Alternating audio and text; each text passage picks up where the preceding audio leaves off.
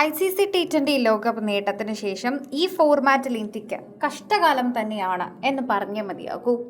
കുറഞ്ഞ സമയത്തിനിടെ വലിയ തിരിച്ചടികളും നാണക്കേടുകളുമെല്ലാം T20യിൽ ഇന്ത്യക്ക് നേരിടേണ്ടി വന്നു എന്നത് കൂടി സത്യമാണ്.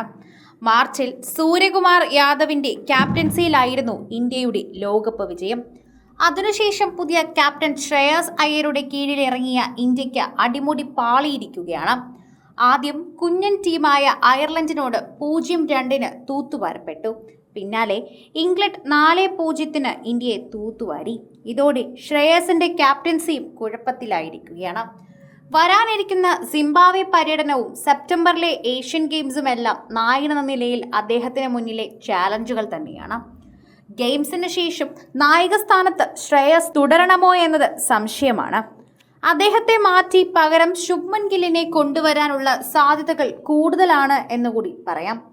ഏഷ്യൻ ഗെയിംസിന് ശേഷം T20യിൽ ഇന്ത്യയുടെ ലൈനപ്പ് എങ്ങനെയാകുമെന്നാണ് എല്ലാവരും നോക്കുന്നത്. പറഞ്ഞു വരുമ്പോൾ ഗില്ലിന്റെ ഇന്ത്യ എന്ന് തന്നെ പറയണം. ഇന്ത്യൻ ടീമിനൊപ്പം T20യിൽ ശ്രേയസ് അയ്യരുടെ ക്യാപ്റ്റൻസി ഒട്ടും തന്നെ മികച്ചതായിരുന്നില്ലെന്ന് പറയണം. ക്യാപ്റ്റനും ടീമും തമ്മിൽ ഒത്തുചേർന്ന് പോകാൻ ബുദ്ധിമുട്ടുള്ളതുപോലെയാണ് കഴിഞ്ഞ 2 പരമ്പരകളും കാണപ്പെട്ടത്. അതിനാൽ തന്നെ ഏഷ്യൻ ഗെയിംസിന് ശേഷം ശുഭ്മൻ ഗിൽ T20 ടീമിന്റെ നായകസ്ഥാനത്തേക്ക് വരുമെന്ന് തന്നെ ഉറപ്പിച്ചു പറയാം. അങ്ങനെയെങ്കിൽ ബാല്യകാല സുഹൃത്തും നാട്ടുകാരനുമായ അഭിഷേക് ശർമ്മയ്ക്കൊപ്പം ഓപ്പണിംഗിലും അദ്ദേഹം തന്നെ കളിക്കുകയും ചെയ്യും. വണ്ടർ കിഡായ വൈഭവ് സൂര്യവംശിയെ കുറച്ചു കാലത്തേക്ക് T20 ടീമിൽ പ്രതീക്ഷിക്കുകയേ വേണ്ട. അന്താരാഷ്ട്ര ക്രിക്കറ്റിൽ കളിക്കാൻ 15കാരൻ ഇനിയും പൂർണ്ണമായി സജ്ജനായി കഴിഞ്ഞിട്ടില്ല എന്നത് തന്നെയാണ് നമ്മൾ ഏറ്റവും കൂടുതൽ മുഖവരിക്ക് കൊടുക്കുന്ന ആദ്യ പ്രശ്നം. ഗില്ലും അഭിയും T20 ഫസ്റ്റ് ചോയ്സ് ഓപ്പണർ ആകുമ്പോൾ മലയാളി താരം സഞ്ജുവിന്റെ കാര്യത്തിന്റെ റോളായിരിക്കും ഏറ്റവും കൂടുതൽ പ്രശ്നം. അദ്ദേഹം ഇനി 1 ഡൗണായി 3-ാം നമ്പറിലായിരിക്കും കളിക്കുക. ഓപ്പണിംഗ് പോലെ തന്നെ സഞ്ജുവിന് ഈ പൊസിഷൻ ഏറെ യോജിച്ചതാണ് എന്നതുകൊണ്ട് തന്നെ വലിയ പ്രശ്നമുണ്ടാകില്ല.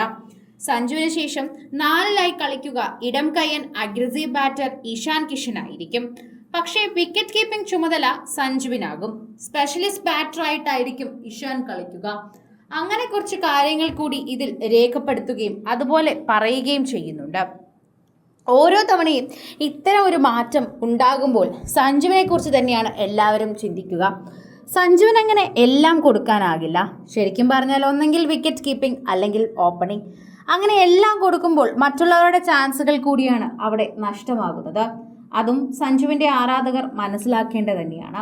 ഇപ്പോൾ നല്ലൊരു സ്ഥാനം തന്നെ ഗില്ല് സഞ്ജുവിന് കൊടുക്കുമെന്നുള്ള പ്രതീക്ഷകളാണ് ഉള്ളത്.